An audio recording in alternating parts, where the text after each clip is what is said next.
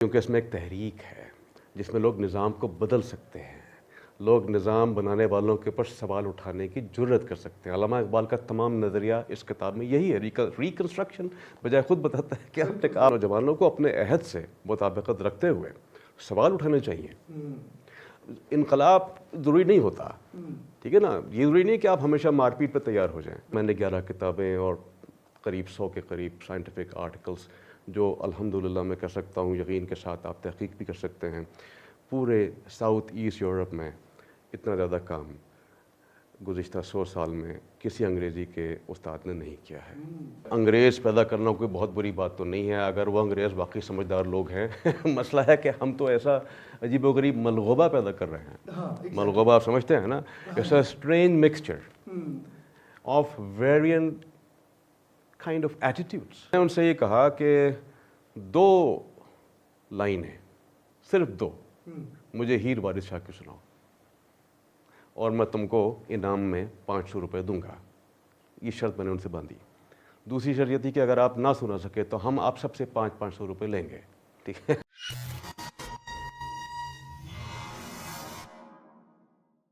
السلام علیکم، H S J podcast میں آج آئے ہیں بہت ہی خاص مہمان، بوسنیا سے آئے ایک ایسے پروفیسر جن کا 800 سال کا فیملی بیک گراؤنڈ ہے ایجوکیشن میں۔ آج ہم ان سے بات کریں گے پاکستانی ایجوکیشن سسٹم کی اور بوسنیا کے ایجوکیشن سسٹم کی۔ السلام علیکم سر، کیسے ہیں آپ؟ ٹھیک ٹھاک ہیں؟ آپ کی دعائیں ہیں، محبت ہے، الحمدللہ۔ الحمدللہ۔ تو سر آپ اپنے بارے میں تھوڑا انٹروڈکشن دیں ذرا پلیز، کہ آپ کہاں سے آئے ہیں؟ بھائی میں سرائیوو سے آیا ہوں، میں وہاں رہتا ہوں، گزشتہ تقریباً 30-32 سال سے وہاں پہ ہوں۔ صحیح۔ اور یونیورسٹی آف سرائیوو میں گزشتہ 27-28 سال سے 29 سال سے پڑھا رہا ہوں۔ انگریزی ادب، بنائے طور پہ شیکسپیئر یا 19ویں صدی کا ادب، کانٹیمپرری ماڈرن لٹریچر بھی، اور بہت سے اتار چڑھاؤ کے بعد بہت سی، کہہ لیجیے کیا کہنا چاہیے، اتار چڑھاؤ کے ساتھ ساتھ جو طغیانیاں جو آتی ہیں، جس طرح کے سیلابی ریلے آتے ہیں، وہ سب ہم جھیل جھال کے بہرحال میں وہاں پہ پورے یوگوسلاویا جس کو آپ کہتے تھے، پہلا غیر ملکی فل پروفیسر بن گیا کسی ترکیب سے۔ تو it's a very big honour for me, میرے لیے بڑے قابل اعزاز بات ہے یہ، اور شاید دیگر اہل وطن کے لیے بھی، کہ شاید ہم پہلے وہاں پہ اس طرح سے غیر ملکی فل پروفیسر بن گئے۔ سو میں وہاں تقریباً سمجھ لو 3 دہائیاں ہو گئی۔ میری بیگم وہیں کی ہیں، ان سے میری شادی یہاں لاہور میں ہوئی تھی بہت پہلے، سن 97 میں 98 میں۔ اور عرصہ دراز سے یہی کام کر رہا ہوں، یہاں بھی یہی کام کرتا تھا، پڑھانے کا لکھنے کا، وہاں بھی پڑھنے لکھنے کا کام کرتا ہوں۔ صحیح۔ اور یہ جو میں نے آپ بتایا آپ کے بارے میں کہ 800 سال پرانی تاریخ ہے جو کہ آپ کی فیملی سے چلتی آ رہی ہے، اس کے بارے میں تھوڑا سا آپ مجھے ایلیبوریٹ کریں ہماری آڈینس کے لیے۔ یہ ایک دلچسپ قصہ ہے کہ پوری دنیا میں اتنے قدیم خاندان محض 2 یا 3 رہ گئے ہیں جو اپنی جڑوں کو باقاعدہ ایک تسلسل کی کڑی میں پہچان سکتے ہیں۔ صحیح۔ ہمارے جو بزرگ ہیں، جس میں میری ددیال کا خاص طور پہ ذکر بہت لازم ہے، اس میں گزشتہ 300-400 برس سے بڑے بڑے علماء کرام پیدا ہوئے ہیں۔ ان میں جو ہمارے عہد میں قریب ترین، جس کو آپ جانتے ہوں گے شاید، یا نام ان کا تاریخ میں ہمیں آسانی سے مل جائے گا، وہ ہیں ڈاکٹر عبادت بریلوی صاحب، جو اورینٹل کالج کے سابقہ پرنسپل ہیں اور 125 کتابوں کے وہ مصنف ہیں۔ انہوں نے تقریباً 55 سے 60 کتابیں انڈیا آفس لائبریری لنڈن میں ری ڈسکور کی، ان کو یہاں پاکستان لے کر آئے۔ ہندوستان میں ان کا بہت بڑا کام ہے۔ جتنی بھی یونیورسٹیز ہماری ہندو پاک کی ہیں جہاں اردو ادب پڑھایا جاتا ہے، وہاں ان کا نام لازم ہے جاننا۔ صحیح۔ ان سے پہلے بھی ہمارے خاندان میں بہت سے بڑے بڑے عالم پیدا ہوئے۔ یہ بھی قیاس ہے کہ شاید احمد رضا خان بریلوی سے ہی ایک شاخ نکلی تھی یہاں پر بھی۔ اور بے شمار لوگ ہیں جنہوں نے نہ صرف جنگ آزادی میں بہت کام لیا، جس کو آپ بغاوت ہند بھی کہہ سکتے ہیں، جیسے جنرل بات خان روہیلا، یہ ہمارا علاقہ روہیل کھنڈ کا علاقہ تھا، جہاں سے میرا خاندان اصل میں وارد ہوا ہے یہاں پہ۔ ننیال کی طرف سے اگر ہم دیکھیں تو یہ ایک بہت بڑا سید خاندان تھا جو نجف اشرف سے یہاں ہجرت کر کے آیا تھا، بعد میں ان کی شادیاں مغلوں سے ہوئیں، لیکن جو ہمارے اولین اساتذہ تھے ہمارے خاندان کے، ان میں بہت شمار لوگ یہاں کے سلاطین کے بھی استاد تھے، لیکن جو سب سے بڑا نام ہے وہ سید عبد المطلبی صاحب کا ہے، جو اصل میں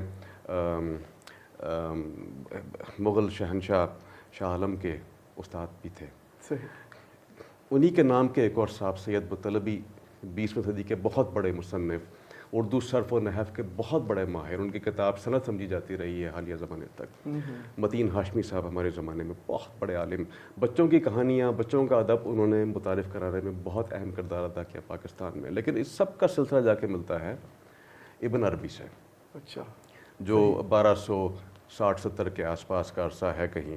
اب یہ تمام تاریخ ہم اپنے جتنے بھی ہمارے پاس قوائف موجود ہیں اس کے ذریعے پرکھ سکتے ہیں، دیکھ سکتے ہیں۔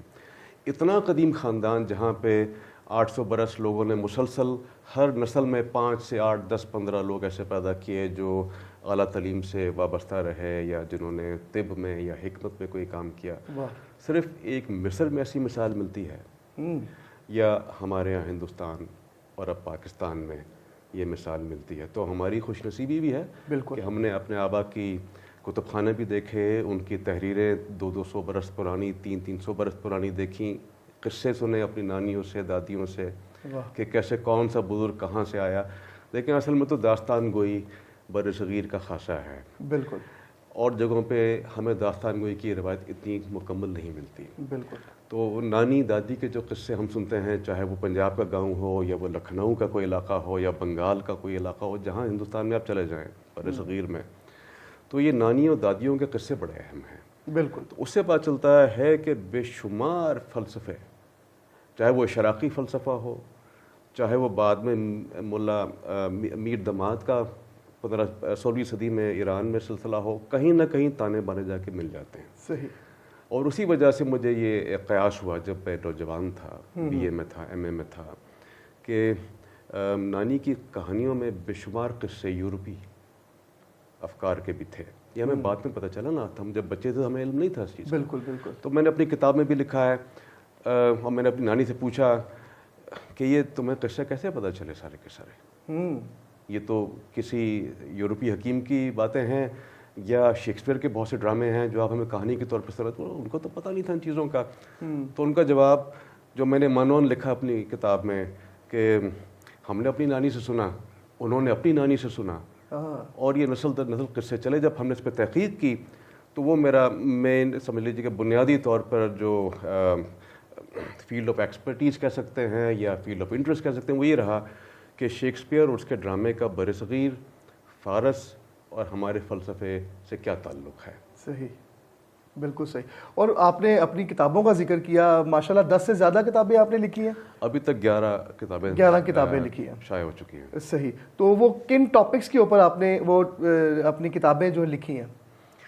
بنیادی موضوع تو شیکسپیئر ہے اوکے، اور اس کا ڈرامہ ہے، لیکن اس کے علاوہ بھی ہم نے کام کر رکھا ہے۔ جیسے مجھے لگتا ہے شیکسپیئر اور ہمارے برصغیر کے بڑے بڑے علماء اصل میں ایک ہی موتی ہے جو مختلف شکلوں میں ہمارے سامنے آتا رہا ہے مختلف ادوار میں، تو اس کا جو اساس ہے وہ تو ایک ہے۔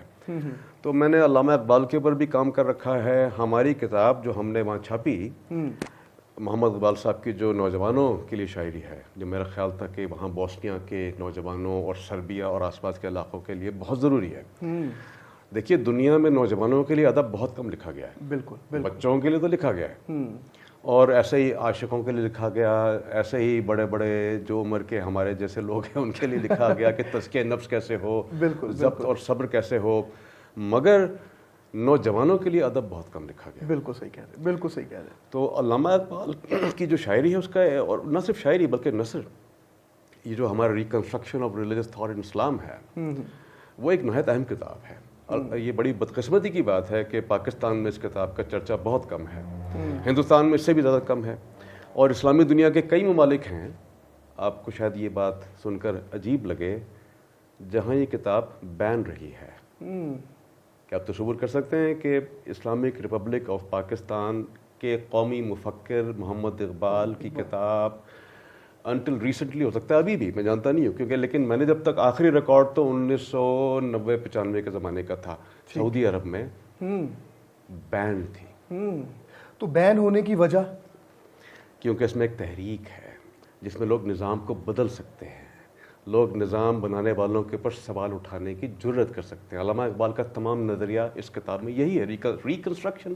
بجائے خود بتاتا ہے کہ آپ نے ایک ایسے دور سے گزارنا ہے اپنے آپ کو بحیثیت نوجوان جس میں آپ کسی کی تقلید محض نہ کر رہے ہوں, جس میں آپ سنی سنائی بات پہ یقین نہ کر رہے ہوں, چاہے وہ مذہب کا قصہ ہو یا چاہے وہ سیاسی میدان ہو یا ادبی میدان ہو. بالکل آپ کو لوگوں سے سوال پوچھنے ہیں. صحیح. اور یہ سوال علامہ اقبال نے ہمیں اس کتاب میں, اشارے بھی تو ہوتے ہیں, ہمیں اس کتاب میں یہ بتایا گیا کیونکہ یہ بھی پتہ چلتا ہے کہ علامہ اقبال محض ایک روحانی مفکر نہیں تھے, ان کی نظر اپنے عہد کے علوم پہ بڑی گہری تھی. فزکس کا اس میں اتنا زیادہ عمل دخل اس کتاب کے اندر کہ ہم یقین نہیں کر سکتے. تو اس سے یہ اشارہ ملتا ہے کہ نوجوانوں کو اپنے عہد سے مطابقت رکھتے ہوئے سوال اٹھانے چاہیے. انقلاب ضروری نہیں ہوتا, ٹھیک ہے نا, یہ ضروری نہیں کہ آپ ہمیشہ مار پیٹ پہ تیار ہو جائیں, بالکل, لیکن آپ اپنی ذات کے ارتقاء کے لیے, بالکل, اور ممکن ہے کہ آپ کی ذات سے آپ کے بچے کا ارتقاء ہو جائے, آپ کے بھائی بہن کا ارتقاء ہو جائے, 10 لوگ محلے میں اور آپ سے دیکھ کر آگے بڑھیں. اس ارتقاء کے لیے آپ کو بنیادی طور پر سوال اور جواب دونوں کی ضرورت ہے. صحیح. یعنی کہ آپ سوال کچھ اٹھائیں گے تو کچھ آپ کو. جی ہاں. تو میں نے یہ سوچ کر وہاں علامہ اقبال کی کتاب یہ سمجھو بانگ درائی نہیں, بال جبریل بھی, ضرب کلیم بھی, اس میں ہمیں نوجوانوں کے حوالے سے جو چیز ملی, میں نے, آپ کو شاید معلوم ہو کہ بوسنیا ہرزیگوینا میں سن 91, 92, 94 تک بہت خوفناک جنگ ہوئی تھی. بالکل. اس میں مسلمان کراٹس جو بیسکلی کیتھولک عیسائی ہیں اور سرب جو بیسک بنیادی طور پر آرتھوڈاکس عیسائی ہیں, انہوں نے بہت آپس میں مار دھاڑ کی. اس میں مسلمانوں کا بہت نقصان ہوا. اب جنگ ظاہر ہے ختم ہوئے بھی 30 سال ہو گئے ہیں, بہت زیادہ تبدیلی بھی آ چکی ہے, لیکن ابھی بھی تینوں جو قومیتیں ہیں وہ آپس میں اس طرح سے نہیں ملتی جیسے ملنا چاہیے. بالکل. تو میں نے یہ سوچتے ہوئے یہ ایک پروجیکٹ بنایا کہ اقبال کا کلام سرب اپنے ویریئنٹ میں, کراٹ اپنے ویریئنٹ میں, اور مسلمان بوسنین اپنے ویریئنٹ میں ترجمہ کریں. ظاہر میں ان کی مدد کرتا رہا کہ استعارہ ہے, اس کو کیسے سنبھالنا ہے, اس کی کیا شکل ہے. تو وہ 8 سے 10 مہینے میں ہم نے تقریباً کوئی 70 کے قریب نظمیں ترجمہ کر کے اقبال فار آل, جس کا انگلش میں ترجمہ ہے, یعنی اقبال دا سوے, واہ کا مطلب ہے Iqbal for all. For all. ہم نے کتاب, اقبال از دا میٹنگ پوائنٹ, تمام ان وارنگ فیکشنز کا ایک سمجھو نقطہ جہاں پہ یہ سب آ کے آپس میں بیٹھ کر کچھ ارتقاء کی بات کر سکتے ہیں. تو یہ سوچ کے ہم نے اقبال فار آل کتاب چھاپی. ایسے ہی ہم نے کچھ کتابیں چھاپ رکھی ہیں اپنی شاعری کی. کچھ کتابیں ایسی ہیں جن میں ذکر ہوا ہے کہ انگریزی زبان کے اثرات ہم پر اور پھر ہمارے اثرات انگریزی زبان پر کتنے گہرے ہیں. اچھا. تو میں نے کتاب لکھی تھی بہت پہلے, Exploring the World of English. اس میں تحقیقی نکات یہ تھے, لیکن بنیادی طور پہ کہہ سکتے ہیں کہ میرا موضوع رینیسانس کا لٹریچر, شیکسپیئر بالخصوص, جان ملٹن کی پیراڈائز لاسٹ میرا بہت بہت بہت اہم موضوع ہے, اور رینیسانس کا ڈرامہ. تو میں نے 11 کتابیں اور قریب 100 کے قریب سائنٹیفک آرٹیکلس, جو الحمدللہ میں کہہ سکتا ہوں یقین کے ساتھ آپ تحقیق بھی کر سکتے ہیں, پورے ساؤتھ ایسٹ یورپ میں اتنا زیادہ کام گزشتہ 100 سال میں کسی انگریزی کے استاد نے نہیں کیا ہے. واہ. اچھا, اور مجھے آپ یہ بتائیں کہ جیسے آپ نے انگریزی کی بات کی کہ ایفیکٹ ڈالتی ہے ہمارے, اب پاکستان کے اندر انگلش اتنی زیادہ بڑھتی جا رہی ہے, اور جو ہماری مدر لینگویج اردو جو ہے وہ کسی جگہ پہ چھپتی جا رہی ہے. کیا امپیکٹ آ رہا ہے انگریزی کا؟ کیونکہ جو بچے آج کل بیسکلی, میں پاکستانی ایجوکیشن سسٹم پہ بھی بات کروں گا کہ پاکستانی ایجوکیشن سسٹم کے اندر جو اردو پیچھے ہوتی جا رہی ہے اور انگلش اس کے اوپر حاوی ہوتی جا رہی ہے, تو کیا صرف انگریز ہی پیدا کرنے ہیں یا کوئی ہم نے کوئی اچھے ایسی نسل بھی پیدا کرنی ہے کہ جو اردو ادب میں بھی کچھ کر سکے؟ دیکھیے, انگریز پیدا کرنا کوئی بہت بری بات تو نہیں ہے اگر وہ انگریز واقعی سمجھدار لوگ ہیں. مسئلہ ہے کہ ہم تو ایسا عجیب و غریب ملغوبہ پیدا کر رہے ہیں. ہاں, ملغوبہ آپ سمجھتے ہیں نا, ایسا strange mixture of variant kind of attitudes, ایسے مجہول خیالات کا ایک ملغوبہ ہے. جن میں سے نہ تہذیب نکل رہی ہے، جن میں سے نہ افکار پیدا ہو رہے ہیں. امین زبان بیان تو بہت دور کی بات ہے. بالکل صحیح، بالکل صحیح. اور اردو کا آپ نے ذکر کیا، اردو پاکستان کی قومی زبان ضرور ہے، لیکن علاقائی زبانوں کے بارے میں آپ کی کیا رائے ہے؟ پنجابی جو کہ ہم سب کی ماں بولی ہے بہت سے حوالوں سے، ایسے ہی کہیں سندھی ہے، کہیں پختون ہے، کہیں بلوچ ہیں. اس کے علاوہ بھی ہمارے پاس تقریباً 250-300 زبانیں ہیں. بالکل. پنجابی کے اپنے 40-50 بڑے ویریئنٹس ہیں. ہاں جی بالکل، ان کے اپنے کشمیری ہے، پھر مختلف قسم کی پہاڑی زبانیں ہیں. یہ تو بھائی ناپید ہے. بالکل. آپ یقین کریں، ابھی کل پرسوں کی بات ہے، میں نے ایک یونیورسٹی میں، اس کا میں نام نہیں لوں گا کیونکہ ویسے تو وہ بڑی عمدہ جگہ ہے. اچھا. وہاں لوگ بہت پیارے ہیں، اسٹوڈنٹس بہت عمدہ ہیں. تو میں نے اسٹوڈنٹ سے یہی سوال کیا کہ تم اپنی زمین سے، اپنی روایت سے کتنا جڑے ہوئے ہو؟ ان میں سے اکثر لوگ گاؤں سے آئے ہوئے نوجوان بچے تھے. بالکل بالکل. تو میں نے ان سے یہ کہا کہ 2 لائن ہیں، صرف 2. مجھے ہیر وارث شاہ کی سناؤ اور میں تم کو انعام میں 500 روپے دوں گا. یہ شرط میں نے ان سے باندھی. دوسری شرط یہ تھی کہ اگر آپ نہ سنا سکے تو ہم آپ سب سے 500 روپے لیں گے. ٹھیک ہے. تو بدقسمتی سے یہ شرط پوری تو اس طرح سے نہ ہو سکی، یعنی کہ ہم نے 500 روپے اکٹھے نہ کیے. اچھا. لیکن وہ بچے بھی 500 روپے نہ جیت سکے. ہاں. یہ عجیب و غریب تکلیف دہ احساس تھا جو میں ان تک منتقل کرنا چاہ رہا تھا کہ آپ سب پنجابی النسل نوجوان ہیر وارث شاہ، جو کہ ہماری تہذیب کی سب سے بڑی کامیاب سمجھو ترین روایت میں سے آتی ہے، ہم نے اس کو اتنا کھو دیا ہے کہ آج کے بچے ہیر کے 2 لائنیں نہیں سنا سکتے. تو یہ مقامی زبانوں کا جو ہم نے قتل عام کیا ہے اسی اسنا میں، اس کے تو نظیر دنیا میں نہیں مل سکتی. تو آپ ٹھیک کہہ رہے ہیں. دیکھیں، اگر انگریزی ہم صحیح طرح سے پڑھا پاتے تو کم سے کم آج ہمارے یہاں انگریزی صحیح لکھنے والے لوگ ہوتے. بالکل. میں جب 1.5 سال پہلے یہاں پہ آیا تھا تو یہ کسی کے لیے میں معذرت چاہتا ہوں اگر دل آزاری ہو کسی کی، لیکن دیکھیں آپ کے جو بڑے بڑے انگریزی کے اخبار ہیں، ہمارے یہاں تو اخبار انگریزی میں نہیں چھپتا نا سرائیو میں یا بوسنیا میں. تو میں نے اپنے بچوں کو دکھانے کے لیے کہ ہمارے ہاں ایک پوسٹ کولونیل ایرا ہے جس میں ہم انگریزی کی کتابیں بھی چھاپتے ہیں، انگریزی بولتے ہیں، انگریزی کے اخبار چھپتے ہیں. تو 3-4 جو بڑے اخبار ہیں، نام لینے کی ضرورت نہیں ہے، وہ میں نے ان کو خرید کے دیے. آپ یقین کیجئے گا وہ ایک باعث شرم کیفیت تھی، تکلیف دہ کیفیت، کیونکہ وہ بچے، ایک ان میں سے 12ویں جماعت میں ہے، ایک ان میں سے 7ویں جماعت میں ہے. وہ تک ٹیکسٹ میں گرامر کی غلطیاں نکال رہے تھے اور ہنس رہے تھے کہ یہ کیا تماشا ہے، ہم اس کو کیسے ایک پوسٹ کولونیل ایرا سے بھی تعبیر کر سکتے ہیں. یہ تو ہے ہی نہیں پوسٹ کولونیل، نہ یہ کولونیل ہے نہ یہ پوسٹ کولونیل ہے. ہم تو عجیب و غریب زمانے میں زندہ ہیں، یقین کیجیے گا. میں نے اپنے ایک مضمون میں یہ بات لکھی ہے کہ پاکستان کے، جس پہ ظاہر ہے کہ ہمارے جو پاکستانی دانشور ہیں چند ایک انگریزی سے تعلق رکھنے والے، وہ بہت سیخ پا ہوئے کہ ہمارا پاکستان کا مسئلہ پوسٹ کولونیل نہیں ہے. اور اب 2018-19-20 کے بعد سے ہندوستان کا مسئلہ بھی پوسٹ کولونیل نہیں ہے. صحیح. کیونکہ اب دیکھیں تو ہمارے ہاں 2 ویوز آئیں ہندوستان میں کولونیلزم کی. پہلی ویو تو عربوں کے ذریعے 712 میں، بالکل. پھر یہ ایرانی اور یہ سینٹرل ایشین لوگ آ گئے. بالکل. کہیں بہت بعد میں 16ویں صدی کے آس پاس ایک ویو آئی ہے یورپینس کی، جس میں آخر کار ہاتھ سب سے زیادہ تگڑا انگریزوں کا پڑ گیا، ورنہ تو ہسپانوی بھی تھے، پرتگیزی بھی تھے، حتیٰ کہ فرانس کے لوگ بھی تھے یہاں پہ ساؤتھ میں ہمارے. تو کیا آپ آج یقین سے کہہ سکتے ہیں ہندوستان میں یا پاکستان میں کہ آپ انگریزوں کے پوسٹ کولونیل ایرا میں آج زندہ ہیں؟ آپ کا مسئلہ نہ تو ریل ہے، نہ آپ کا مسئلہ اس وقت انگریزی زبان رہی ہے. ٹھیک ہے، آرٹ و فنون تو خیر پاکستان میں ویسے ہی ختم ہو گئے ہیں، ہندوستان میں پھر چل رہے ہیں کسی حد تک. آپ دونوں ممالک اس وقت فرسٹ ویو آف کولونیلزم میں زندہ ہیں. ہم سب کے سب 712 میں زندہ ہیں، وہ 712 کے ریئیکشن میں زندہ ہے. یہ چل رہا ہے نا بی جے پی کا قصہ کہ یوں مار دیا اور وہ مار دیا اور یہ مسجد گرا دی اور یہ کر دیا. ہم بھی اسی زون میں زندہ ہیں. ہمارے نزدیک بھی انگریز تو آئے نہیں تھے شاید. وہ 712 اور اس کے بعد جو مسلمانوں کی فتوحات کا قصہ ہے، ہم بھی اسی میں زندہ ہیں.